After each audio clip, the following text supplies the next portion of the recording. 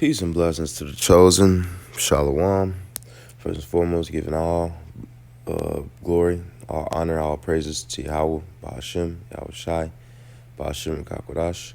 Double honors to the elders and apostles of Great Millstone. Salutations to the Akim, pushing his truth, sincerity, and charity, risking their lives and freedom to do so. Honor Brother Yalad, responding to Captain Save the Heathen. And I believe this is supposed to be the one body camp that says that all nations can be saved. We have Romans 9. Okay.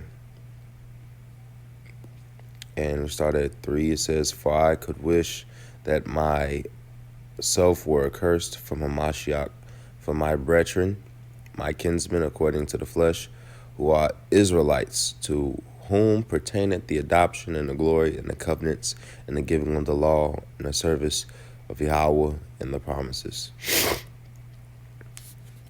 It makes it clear that Paul was writing to Israelites when he was sent to the Gentiles. Okay. Why would he be saying my kinsmen according to the flesh who are Israelites when he's writing to Romans and Galatians and Ephesians? Because the same as today, the Israelites, so-called blacks, Hispanics, and Native Americans, identify as something completely different than what they really are. Jake is known to want to be other than what they are because they follow after Esau, Edom, the self-proclaimed white man. So we get it in NIV and NLT. It says in Romans 9, "For I could wish that myself were cursed and cut off from a Mashiach for the sake of my people, for those of my own race." The people of Israel, theirs is the adoption to sonship. There's the divine glory, the covenants, and the receiving of the law, and the temple worship and the promises. And in Paul's writing, because remember, Paul was sent to the Gentiles, he said, "I speak to them that know the law." The only people that would know the law is the people that was given the law. The Israelites. It says in the NLT, verse 3 of Romans 9, "For my people, my Israelite brothers and sisters, I would be willing to be forever cursed and cut off from Hamashiach, that if that would save them." Because remember, later in this same chapter, he says, not all Israel is Israel, but no, it's in another chapter. He says that Israel had the zeal according to God, but not according to knowledge. He gave Israel credit. He said, "If it was up to me, all Israel would be saved." So here it is. You trying to save the heathen, and all Israel it can't be saved on the first go around. 2/3 of our people in this wickedness and in this hell in Babylon have to be cut off. And Babylon is that modern day America.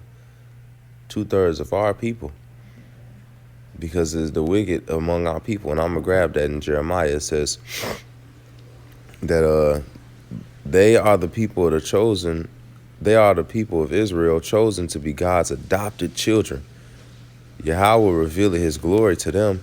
He made covenants with them and gave them his law. He gave them privilege of worshiping him and receiving his wonderful promises. That don't sound like nothing given to other nations, right?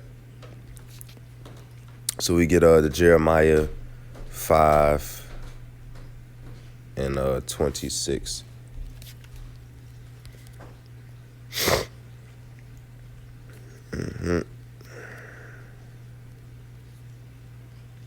"For among my people are found wicked men. They lay wait as he that setteth snares. They set a trap and they catch men." And I'll just say a reference as to what a person among our people that sets snares and traps for our people would do. Lock the doors. Lock the doors. How is it that you trapped your own congregation? And that was a Christian that did that. So how much worse are the people among the circumcision? And I'm going to get that too. It says, as a cage is full of birds, so are their houses full of deceit. Therefore they are become great and waxen rich. They are waxen fat. They shine. Yeah, they overpass the deeds of the wicked. They judge not the cause and the cause of the fatherless, yet they prosper. And the right of the needy do they not judge.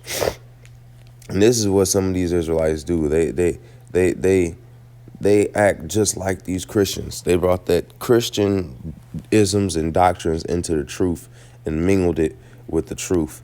And that's messed up. That's messed up. Because these guys, this one body, is saying the same thing that Christian church is saying. And we left that in the world to not be like that. Right? Because they're not concerned about the cause of the fatherless. The law's done away, but ties is forever. Locking your own people in. I'm still talking about that because I'm not letting that go. That Marvin Sapp situation. That's not being concerned for your men. And I'm sorry I had to sidetrack a bit and talk about that, but it's almost the same spirit because a lot of these jakes know they're Israelites. Now this one body is an actual Israelite camp, and they of the circumcision, which makes it more wicked to give out false doctrine. It says, shall I not visit for these things, said the Lord? Shall not my soul be avenged on such a nation as this? A wonderful and horrible thing is committed in the land. The prophets prophesy falsely, and the priests bear rule by their means, and my people love to have it so. And what will ye do in the end thereof? They love to have it so. Why is it that a lot of our people want to save their oppressor? They want to save Daddy Esau. They want to save the heathen. They want to save the other nations. And the other nations ain't did nothing for you. Now, don't get me wrong. There's been some other nations that been cool throughout the scripture, like the hard lot in the book of Joshua. There's been some other nations that may have helped us out or did things for us, like Darius. No, scratch that. I don't mean Darius. I mean Cyrus of the Persians, when he let us go back to our land to go build. It's been some times, but for the most part, generally the heathens have been our enemy. That Psalms it's a chapter in Psalms that talks about that they raised up a tumult and they all got together, especially Edom. Why is it that our people love to want to jump in front of the bullet? They'll catch a grenade for their oppressor. This is how you know this Israel. I'm getting it too. I'm getting it. I gotta get it. I have to. And then I'm gonna get back on track with that one scripture that I want. Jeremiah 2:14. Is Israel a servant? Is he a homeborn slave? Why is he spoiled? So yeah, Israel love to jump over backwards for master. They love to be servants. Love you tell these ninjas that they can be better. That the Lord is gonna get them a certain set of authority in the kingdom over the heathen, and like, well, if the heathen gonna be at the bottom in the kingdom, I don't wanna be in the kingdom. Stupid. You tell them that they got a chance to rule over they enemies and do unto them as they've done unto us when the Lord come back, and they want to jump over backwards. And but here we are.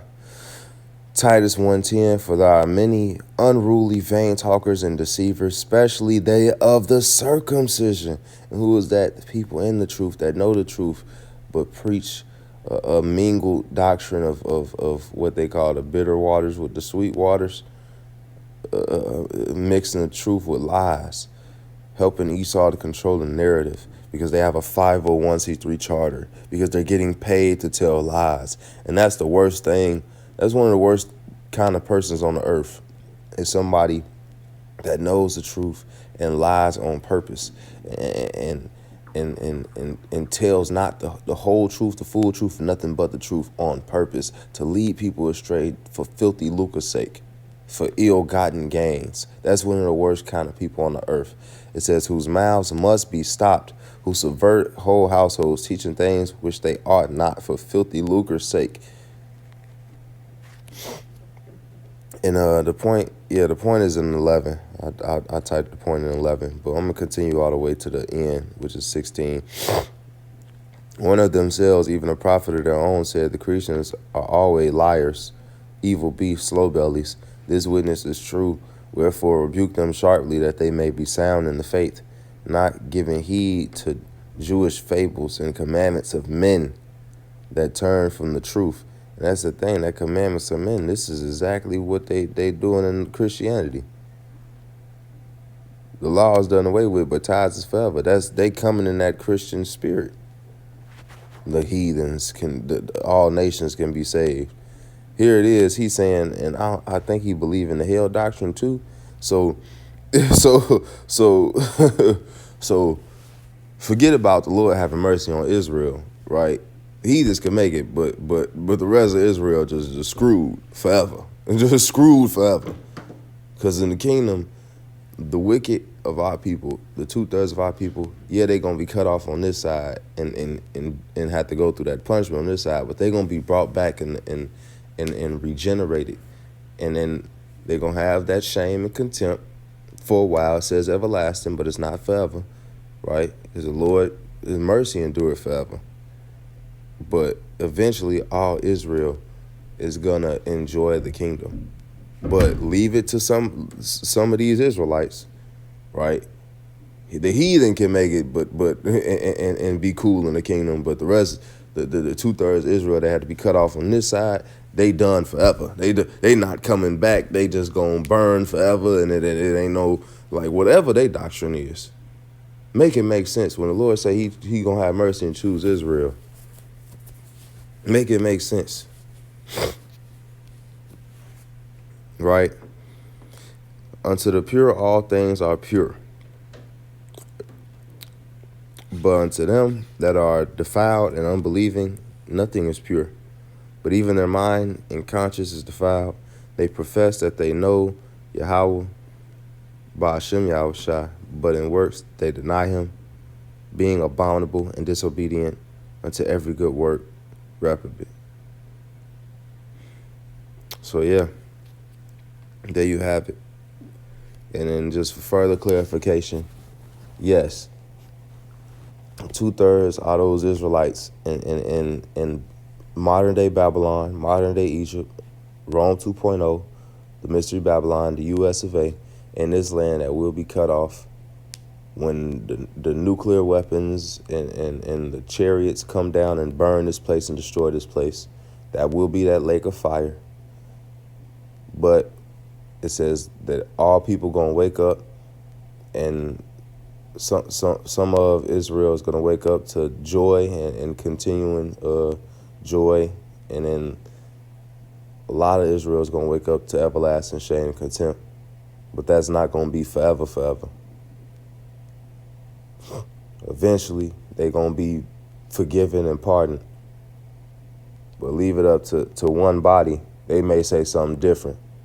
Jake is just screwed forever, but the heathen's gonna be cool, and that don't make no sense, because this is concerning the promise was to Israel.